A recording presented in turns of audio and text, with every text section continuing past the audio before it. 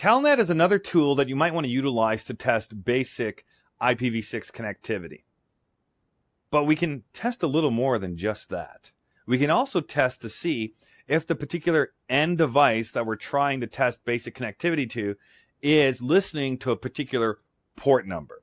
So this would be a great way to verify if a particular application or service is running on that particular end device. So let's look at this Telnet right here that we're sending to 2001 DB8.172.16:100.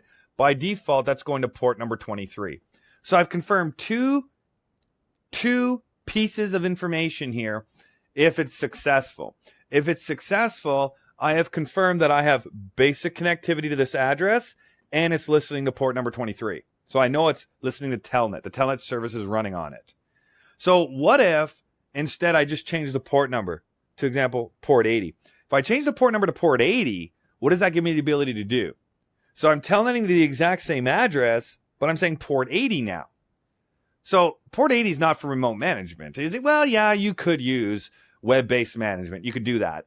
But if this is a web server and users are complaining that they can't reach a web server, well, maybe there's a problem with that particular service that is running on the web server.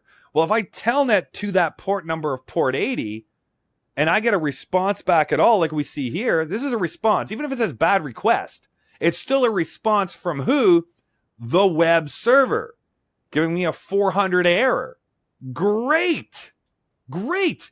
I now know that it is listening on port 80. I know the service is up and operational. I know it's running because I got a response back.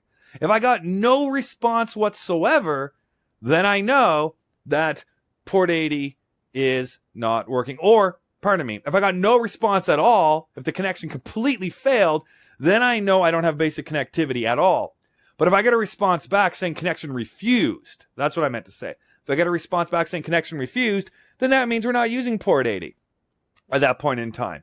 So you can verify essentially if the service is running or not, basically by just telling that port number. And if their connections refuse to that port, then we're not using port 80 on that particular device. And if it's supposed to be using port 80, well, then that's a problem. We better go to that device now and solve that particular application layer issue.